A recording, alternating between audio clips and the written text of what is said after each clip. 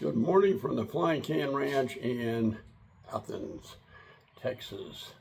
Before I get started on what I'm going to talk about is I did that NXG APX, a little pump up by Humorex. I took the magazine and at 75 yards, 70 yards, I thought I'd give it a try. Hard to see, but it did actually dent this can here, and then I caught it again right up here. Didn't puncture it, but it hit it. I was kind of impressed by that. But nonetheless, let's roll on. What I want to talk about today, I've been out in the heat for like 4 days straight. A lot of it because of this. We had a family reunion for her family, and really, really great people. I got to see her sister that had some cancer treatment.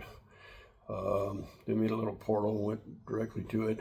She looks really, really good, sounds good. She drove herself all the way down from Austin, so kudos to you, Laura.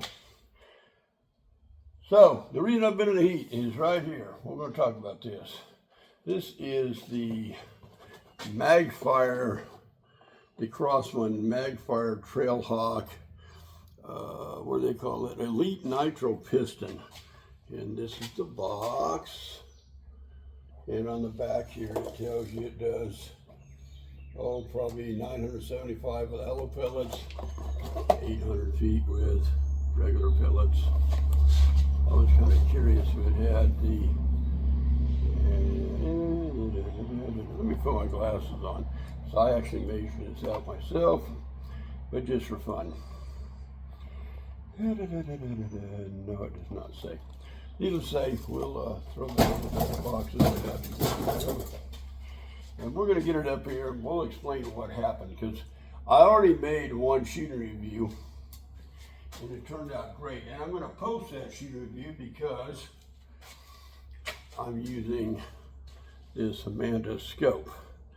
So we're going to go over some specs real quick, but my frustration was I did really well at about 40 yards out, hitting pickle bottles, hitting my little steel target thing, drilling cans.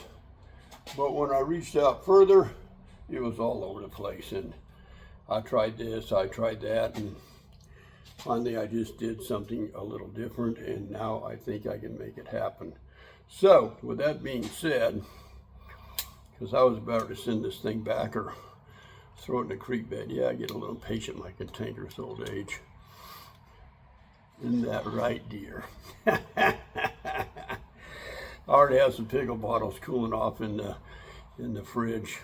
I had one blow in the kitchen today. It was a hell of a mess, and just don't tell her nothing about it. I cleaned it up quick. I was surprised she puts up with me. So this is the Crosman Trailhawk Elite Nitro Piston. And it comes in two calibers, 177 and 22 caliber. They say the 177 does about 1,300 feet per second, and the 22 does 975, which we know is 8 with the regular pellets. The overall length is 45.25. The barrel length is 20 inches. And the overall weight is 8.5 pounds. It has an 11 millimeter dovetail rails with a little hole in there for stop your scope from traveling all over. Manual safety. You have a fixed front sight. You have a rear sight. Now the magazines for these are very common. I've got another one laying up on the table. The 10 shot, or 177 holds 12, the 22 holds 10, and we're going to go over that.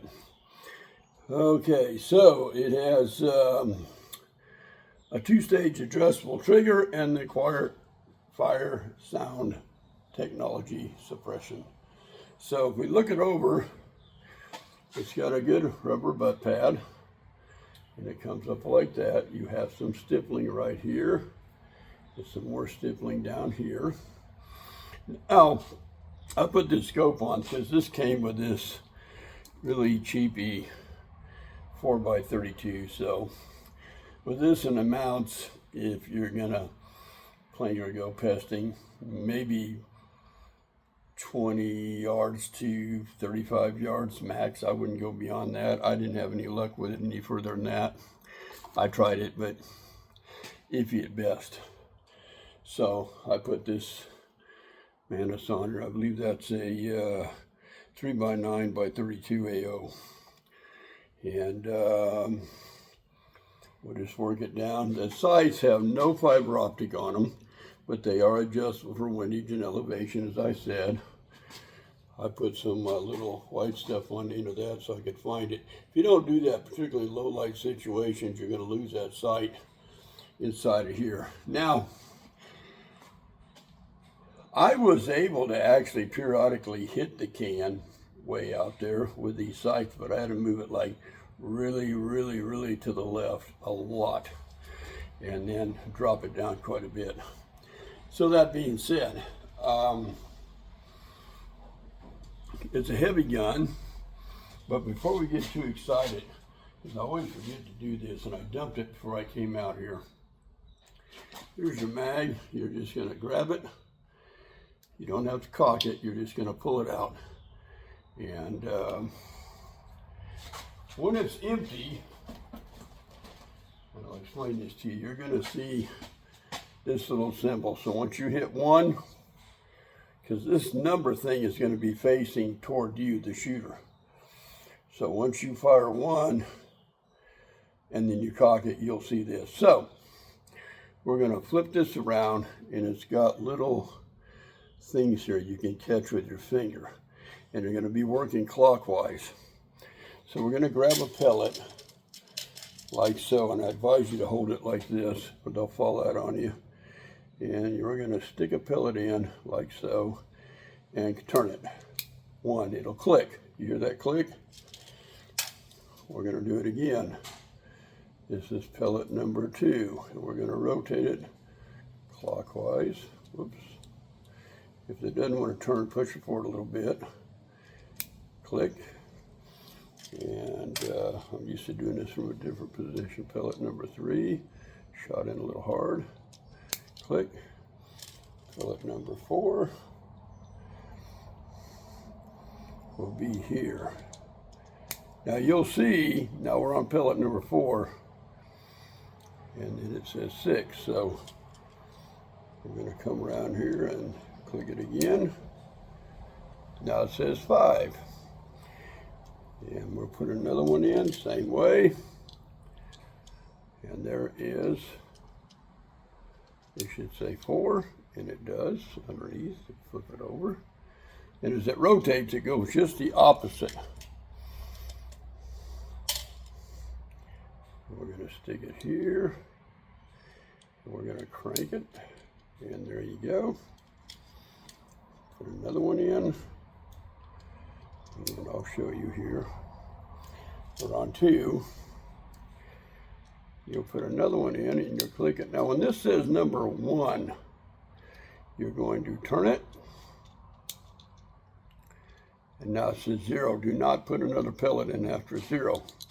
Once you've done all that, turn it around so that the number's facing you, because it's the only way it's going to go in. And then you're going to take it, line it up over their thing, and click. Simple. Show you that again. You got one off camera, we'll just stab it back in there like so. And you'll push it, and it clicks. And there you are. Good to go. Ready to shoot. Just like that. Easy peasy. I've always said that these mags were very similar to the Gamos. I really like the way the Gamo mags, I think they're the best bar none. A lot of these auto feeding mags, of course I've heard of these high-end Hatsons with 30 round magazines and auto feed and everything else. They claim they work really well, but I have never tried them. But these, for what I do, since I can't afford something like that, works quite well. Now, again, I've already made a shooting review of this at close range. So I'm going to get this one posted up. And then I'm going to do some work further out now that I figured out what's going on. So kind of a long story there. But we'll get it all put together, get this done today. I'm maybe going to change a horn on my Suzuki. It sounds kind of gimpy when you're riding it around. And then get inside for the rest of the day. I've got a lot of things I got to accomplish inside. So just get out of this heat for a little while. It's wearing me out. I tell you, the older you get, the more you're going to feel it. You young bucks get out there and have all that roofing, routing, tree service, air conditioning work, road work. So I'm more resilient to it than a lot of people my age. But even then, I have to be careful with it because it'll drain you. I got it the other day, and I swear, me and the dogs laid down in bed, and I was gone. I mean, I was gone. Just drained me right out. So be careful out there. It's going to be a hot day in Texas again. So we're going to put this together, get it done, get the other things done, and then get out of the heat. So we're going to see you just in a minute. That's what you do at the Flying Can Ranch in Athens, Texas. I will catch you in just a little bit.